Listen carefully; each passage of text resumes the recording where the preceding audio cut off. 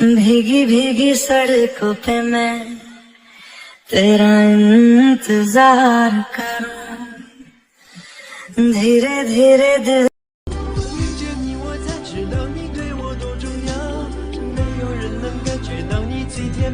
जो दिल को भा रही है वो तेरी शायरी है या कोई शायरा. എൻ്റെ നമസ്തേ. അപ്പോൾ ഞാൻ ഇന്ന് നിങ്ങളുടെ പുതിയ എപ്പിസോഡായിട്ടാണ് വന്നിരിക്കുന്നത്. അപ്പോൾ ഇന്ന് എപ്പിസോഡ് 9 ആണ്.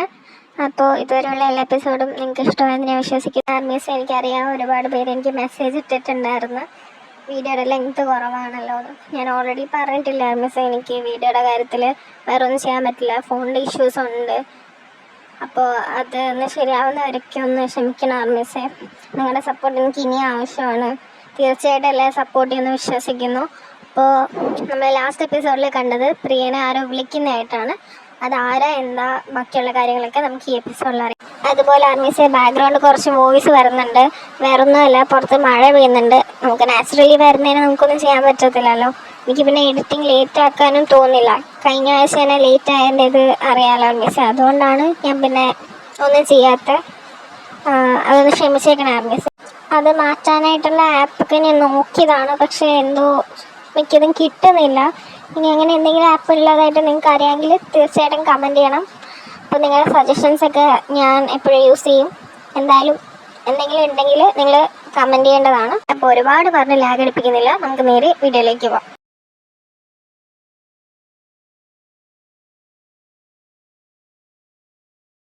പ്രിയ,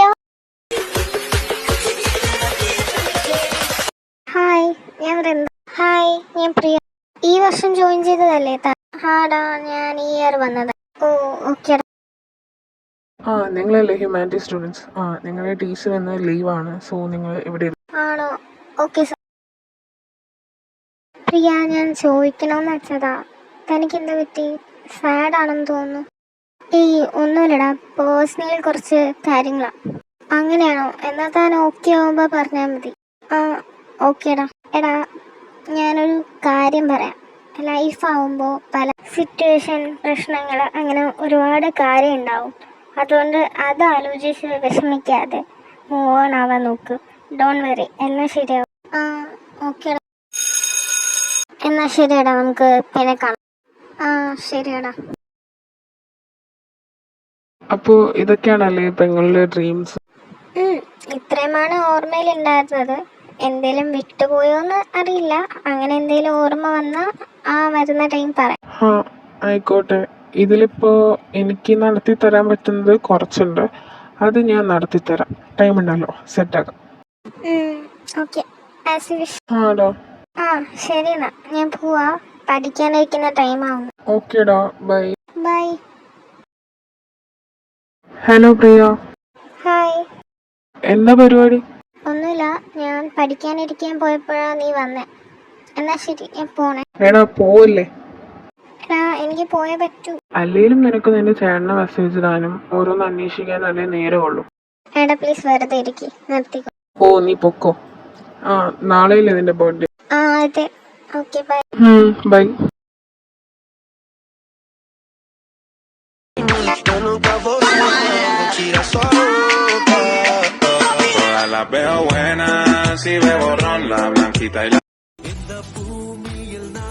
പ്രിയ, നിന്റെ ബർത്ത്ഡേ ആണല്ലേ? Happy birthday.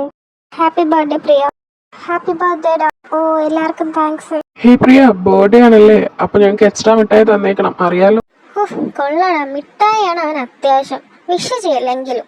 അത് പിന്നെ അല്ലേലും ഞങ്ങൾ അങ്ങനെയല്ലേ. ഓ, അറിയാം, നന്നായിട്ട് അറിയാം. അന്ന് സ്വീറ്റ്സ് കൊണ്ടുവന്നപ്പോ തന്നെ കടന്തൽ കൂടുന്ന കണക്കല്ലേ എല്ലാണ്ട് എന്നെ ചുറ്റി വന്ന്. അതുകൊണ്ട് നന്നായിട്ട് അറിയാം. അപ്പൊ എങ്ങനാ? അറിയാലോ. എടുക്ക് മുട്ടായി, വേഗം എടുക്ക്, വേഗം ആവട്ടെ. ശരി, ടീച്ചർ വരട്ടെ, അപ്പൊ എടുക്കാം. ഓ ശരി. പ്രിയ, ബർത്ത്ഡേ ആണല്ലേ? Happy birthday. താങ്ക്സ്. മിഠായി ടീച്ചർ വന്നിട്ട് തരാവേ, അതൊക്കെ പതുക്കെ മതി.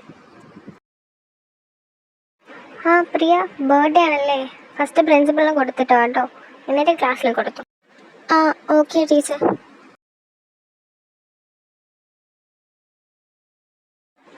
ഇനി ക്ലാസ്സിൽ കൊടുത്തോ. Happy birthday dear. Thank you teacher. എന്താണ് മോളെ, നിന്റെ ഫേസ് നല്ല ചുവന്നിരിക്കുകയാണല്ലോ, എന്തോ ഉണ്ടായല്ലോ ഇതിനിടയ്ക്ക്? ഏയ് അങ്ങനൊന്നുമില്ല. ഒന്ന് പൊടി, ഞാൻ ഇതൊക്കെ നീ പോയപ്പോഴേ ശ്രദ്ധിച്ചതാ. പോയപ്പോൾ ഇല്ലാത്ത തെളിച്ചം കയറി വന്നപ്പോൾ ഞാൻ കണ്ട്. സത്യം പറഞ്ഞു. ഓടാ, ഞാൻ പറയാം. ഞാൻ പ്രിൻസിപ്പലിനെ മിഠായി കൊടുത്തിട്ട് തിരിച്ച് ക്ലാസ്സിലേക്ക് വരുന്ന ടൈം സ്റ്റെയർ കയറിയപ്പോൾ പാട്ടുകാരനും അശ്വിനും താഴേക്ക് പോകാനുണ്ട്. ആ ടൈം പാട്ടുകാരൻ എന്നെ നോക്കി ചിരിച്ച്, ഞാനും ചിരിച്ച്.